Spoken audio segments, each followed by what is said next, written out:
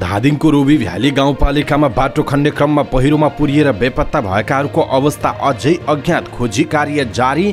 2 रुपैयाँको नयाँ सिक्का आजदेखि चलन चल्तीमा, दृष्टिविहीनले समेत पहिचान गर्न सक्ने। माघे संक्रान्तिका लागि तरुल किन्नेहरूको भिड, पाताले तरुलको माग धेरै। देशमा पश्चिमी वायुको सामान्य प्रभाव, तराईमा हुस्सु। दिउँसोमा कुन कुन प्रदेशमा वर्षा हुन सक्ने सम्भावना छ, यसको बारेमा पुरै जानकारी। कोभिड-19 को संक्रमण भएपछि घरमा आराम गरिरहेका नेकपा माओवादी केन्द्रका अध्यक्ष पुष्पकमल दाहाल प्रचण्डको स्वास्थ्य अवस्थामा सुधार। नेकपा एमालेको अधिवेशन, सुदूरपश्चिमका जिल्लामा संस्थापन पक्षकै वर्चस्व। नेकपा माओवादी केन्द्रमा पदाधिकारीको टुङ्गो लाग्न सकेन, पदाधिकारीको चयन कहिले हुन्छ त, यसको बारेमा पुरै जानकारी। निर्वाचन आयोगमा आज सर्वदलीय बैठक बस्दै, पढ्दै कमाउँदै कार्यक्रम सञ्चालनको कार्यविधि जारी। अन्तशुल्क स्टिकर छपाई अब नेपालमै हुने। नवलपरासी बर्दघाट सुस्त पूर्वमा बाघको आक्रमण बढ्दै गएपछि नियन्त्रणमा लिन टोली परिचालन। लमजुङमा वर्षै नै वन डढेलोका घटनाहरू बढ्दो, सुरक्षा निकायलाई अग्नि नियन्त्रक सामग्री प्रदान। खोप नलगाएकाहरूका लागि ओमिक्रोन खतरनाक भाइरस रहेको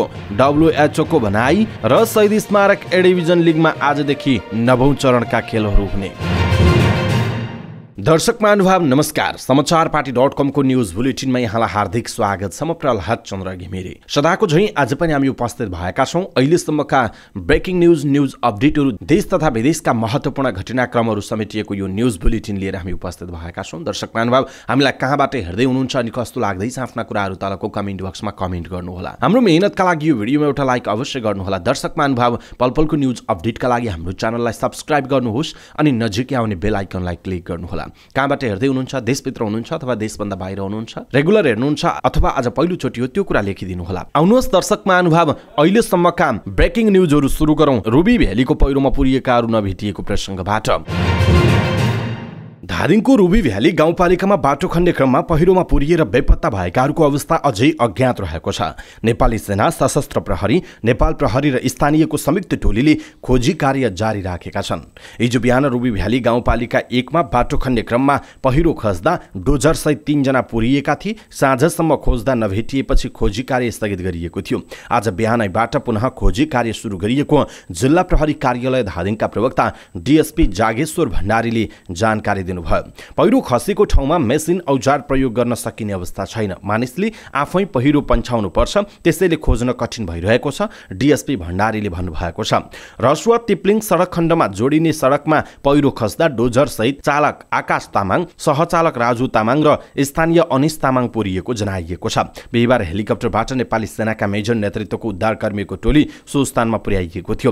सशस्त्र र नेपाल प्रहरीको टोली पनि हिजो नै सो स्थानमा पुगेका थिए, तर ढुङ्गा सहितको पहिरो खसिरहेकाले दिउँसो 2 बजेपछि मात्र खोजी सुरु गरिएको थियो। अँध्यारो भएपछि र निकै चिसो बढेपछि हिजो साँझपख खोजी कार्य स्थगित गरिएको थियो। नेपाल राष्ट्र बैंकले 2 रुपैयाँको नयाँ सिक्का आजदेखि चलन चल्तीमा ल्याएको छ। साबिकै आकार तथा सुनौलो रङमा टकमरी गरिएको साल 2077 लेखिएको 2 रुपैयाँका सिक्का चलन चल्तीमा ल्याएको राष्ट्र बैंकले जनाएको छ। सिक्काको अग्रभागमा वृत्ताकार घेराभित्र वरिपरि 64 वटा थोप्ला रहेका छन्। माथिल्लो भागमा अंग्रेजीमा RS2 र तल्लो भागमा देवनागरिक लिपिमा 2 रुपैयाँ लेखिएको छ। यस्तै सिक्काको बीच भागमा 7 प्रदेश सहितको नेपालको नक्सा रहेको छ भने नक्साको ठीक माथिपट्टि दायाँतर्फ दृष्टिविहीनहरूले स्पर्श गरेर सिक्काको दर पहिचान गर्न सक्ने 2 वटा थोप्ला रहेको छ। त्यसैगरी सिक्काको पृष्ठभागमा 8 थोप्ला सहितको वृत्ताकार चित्र रही त्यसको भित्र वर्गाकार आकृतिको बाहिरी पट्टि वरिपरि चन्द्र, सूर्य, चक्र, शङ्ख, पद्म र गदाको आकृति रहेको जनाइएको छ। भोलि शनिबार मनाइने माघे संक्रान्तिका लागि काठमाडौँका बजारहरूमा तरुल किन्नेहरूको चहल पहल बढेको छ। काठमाडौँ उपत्यकाका 2 ठूला तरकारी बजार कालीमाटी र बल्खुमा तरुलको चाङ नै लागेको छ। यी थोक बजारमा तरुल किन्न बिहानैदेखि उपभोक्ताको भिड छ। बजारमा हिजो बिहिबारदेखि नै तरुल किन्ने र बेच्नेको भिड बढेको छ। दाउराका हार जस्तै गरी तरुल मिलाएर राखिएका छन्। बजारमा धेरैजसो सर्लाही जिल्लाबाट तरुल भित्रिएको छ। खाना मिठो र अन्य तरुलभन्दा सस्तो हुने भएकाले तराईका जिल्लाको तरुलको कारोबार धेरै हुने गरेको छ। यसपालि पाताले तरुलको पनि कारोबार बढेको छ। महँगो भए पनि स्वादिष्ट हुने भएकाले चितवनको पाताले तरुलको माग बढेको व्यापारीहरूले बताएका छन्। विशेष गरी चितवनको पाताले तरुल, घर तरुल, वन तरुल, हात्तीपाइले तरुलको माग धेरै रहेको तरकारी तथा फलफुल थोक बजार व्यावसायिक संस्थाका अध्यक्ष गीता प्रसाद आचार्यले जानकारी दिनुभयो। अहिले देशमा पश्चिमी वायुको सामान्य प्रभाव रहेको छ। बिहान प्रदेश 2 तथा बाँकी प्रदेशको पहाडी भूभागमा आंशिक बदली रहेको थियो। पश्चिम तथा मध्य तराईका केही स्थानमा हुस्सो र कुहिरो लागेको छ। दिउँसो प्रदेश 1 र 2 तथा सुदूरपश्चिम प्रदेशमा आंशिक बदली रहने जनाइएको छ। प्रदेश 1 को पहाडी भूभागका 1-2 स्थानमा हल्का वर्षाको सम्भावना पनि रहेको मौसम पूर्वानुमान महाशाखाले जानकारी दिएको छ। शनिबार प्रदेश 1, बागमती र गण्डकीका पहाडी भूभागका 1 वा 2 स्थानमा हल्का वर्षाको सम्भावना रहेको जनाइएको छ। नेकपा माओवादी केन्द्रका अध्यक्ष पुष्पकमल दाहाल प्रचण्डको स्वास्थ्य अवस्थामा सुधार आएको छ। दाहालको सचिवालयमा समेत रहनुभएकी पुत्री गंगा दाहालले बुबाको स्वास्थ्य अवस्था सामान्य रहेको र अहिले कोभिड-19 को कुनै लक्षण नभएको उल्लेख गर्नुभयो। चिकित्सकको सल्लाह अनुसार भोलि पीसीआर परीक्षण गर्ने र नेगेटिभ नदेखिएसम्म आइसोलेसनमै बस्ने उहाँले बताउनुभयो। माओवादी केन्द्रको सम्मेलनमा व्यस्त बन्नुभएका दाहाललाई सम्मेलन सकिएको केही दिनमा कोरोनाको संक्रमण पोजिटिभ देखिएको थियो। त्यसपछि उहाँ होम आइसोलेसनमा बसिरहनु भएको छ। नेकपा एमालेले सुदूरपश्चिमका 8 जिल्लामा अधिवेशन सम्पन्न गरेर नयाँ नेतृत्व चयन गरेको छ। गत पुसको 23 गते एकैसाथ अधिवेशन सुरु भएका 8 जिल्लामा सर्वसम्मत र निर्वाचन प्रक्रिया मार्फत नयाँ नेतृत्व चुनिँदा संस्थापन पक्षको वर्चस्व छ। एकता प्रक्रियाबाट आएका 10 बुँदे पक्षधरहरू भने रक्षात्मक अवस्थामा देखिएका छन्। कैलाली, कञ्चनपुर, अछाम र दार्चुलामा निर्वाचन प्रक्रियाबाट तथा डडेलधुरा, बैतडी, डोटी र बाजुरामा सर्वसम्मत रूपले नेतृत्व चयन भएको एमाले सुदूरपश्चिम प्रदेश कमिटीले जनाएको छ। सुदूरपश्चिमका 9 जिल्ला मध्ये बझाङमा भने अधिवेशन हुन बाँकी रहेको छ। 9 जिल्ला रहेको सुदूरपश्चिममा बझाङमा हिमपातका कारण अधिवेशन गर्न नसकिएको नेकपा एमालेले जनाएको छ। गत पुसको 11 गतेदेखि 18 गतेसम्म चलेको नेकपा माओवादी केन्द्रको 8औं राष्ट्रिय महाधिवेशनले अध्यक्ष छानेको 10 दिन बितिसक्दा पनि माओवादी केन्द्रमा अन्य पदाधिकारीको टुङ्गो लाग्न सकेको छैन। मुख्य गरी महासचिव पदमा विवाद भएपछि रोकिएको पदाधिकारी चयन प्रक्रिया अहिले नेताहरूमा कोभिड संक्रमण देखिएपछि अनिश्चित बनेको हो। केन्द्रीय नेतृत्वले पूर्णता नपाउँदा माओवादीले महाधिवेशनबाट पारित नीति अनुसारका कार्यक्रम र योजना बनाउन पाएको छैन। महाधिवेशनले 237 सदस्यीय केन्द्रीय कमिटी चयन गरेपछि पुसको 19 मा भएको पहिलो केन्द्रीय कमिटी बैठकले पुष्पकमल दाहाल प्रचण्डलाई अध्यक्षमा सर्वसम्मत छानेको थियो। विधान अनुसार हुनुपर्ने 279 सदस्यीय केन्द्रीय कमिटीमा बाँकी सदस्य र अध्यक्ष बाहेकका 14 पदाधिकारी चयन गर्न माओवादी केन्द्रले पुसको 25 मा केन्द्रीय कमिटीको बैठक बोलाएको थियो। तर पार्टी अध्यक्ष दाहाल र नेता नारायण काजी श्रेष्ठ लगायत दर्जनौं नेतामा कोरोना भाइरसको संक्रमण पुष्टि भएपछि उक्त बैठक स्थगन गरिएको छ। केन्द्रीय कार्यालयका अधिकांश कर्मचारीमा समेत कोरोना देखिएपछि अर्को बैठक कहिले तय हुने भन्ने अनिश्चित बनेको छ।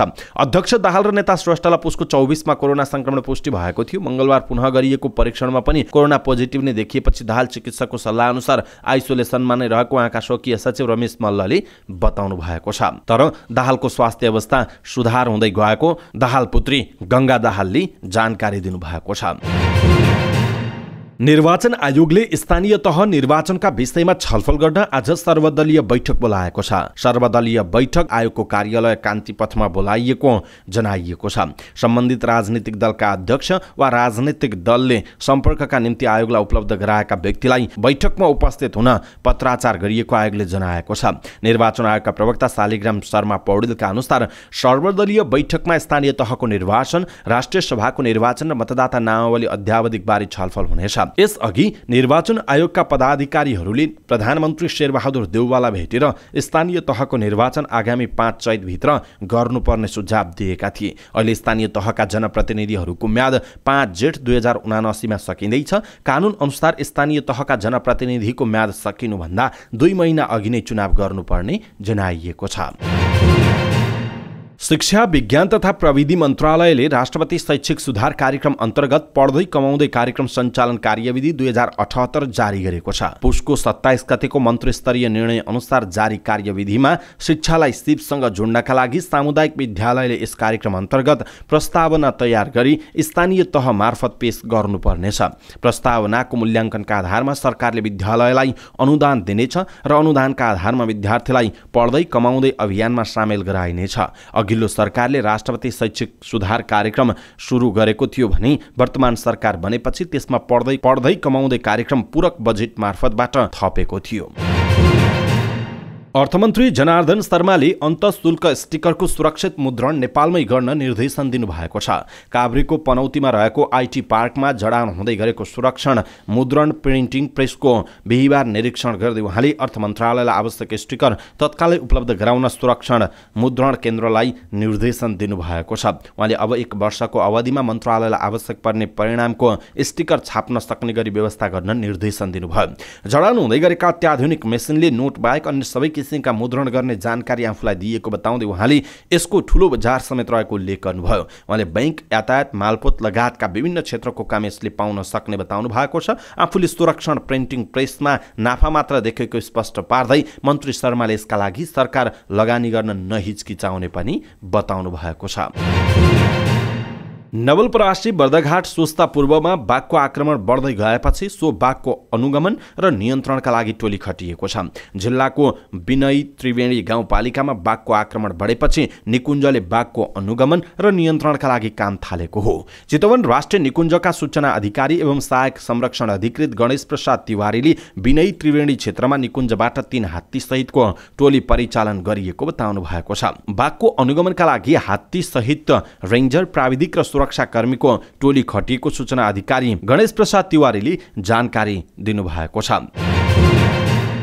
लमजुङमा वर्षेनै वन डढेलोका घटना बढ्दै गएको छ। विक्रमसम्म 2068 देखि 2077 सम्मको अवस्थालाई हेर्दा वर्षेनै जिल्लामा वन डढेलोका घटना बढ्दै गएको डिभिजन वन कार्यालय लमजुङले जनाएको छ। यस अवधिमा सबैभन्दा धेरै मर्साङदी गाउँपालिका, दोर्दी गाउँपालिका र दुध पोखरी गाउँपालिका क्षेत्रमा वनमा डढेलो लागेको डिभिजन वन कार्यालय लमजुङका प्रमुख एवं डिभिजन वन अधिकृत पूर्णेश्वर सुवेदीले जानकारी दिनुभयो। जिल्लामा 10 वर्षको अवधि 2068 देखि 2077 मा वर्षेनै वन डढेलोका घटना बढ्दो देखिन्छ। उहाँले भन्नुभएको छ, विशेष गरी भिरालो जमिनमा रहेका सल्ला भएका वन, मान्छेको पहुँच नभएको वनमा बढी डढेलो लाग्ने गरेको उहाँले बताउनु भएको छ। वन डढेलो रोकथाम र नियन्त्रणका लागि समुदाय, पालिका, मिडिया लगायत सरकारवाला सबै हातेमालो गरी अगाडि बढ्नुपर्ने उहाँले आवश्यकता औल्याउनु भयो। यसैबीच बढ्दो वन डढेलो रोकथाम र नियन्त्रणका लागि डिभिजन वन कार्यालय लमजुङले जिल्लामा रहेका विभिन्न सुरक्षा निकायलाई अग्नि नियन्त्रक सामग्री प्रदान गरेको छ।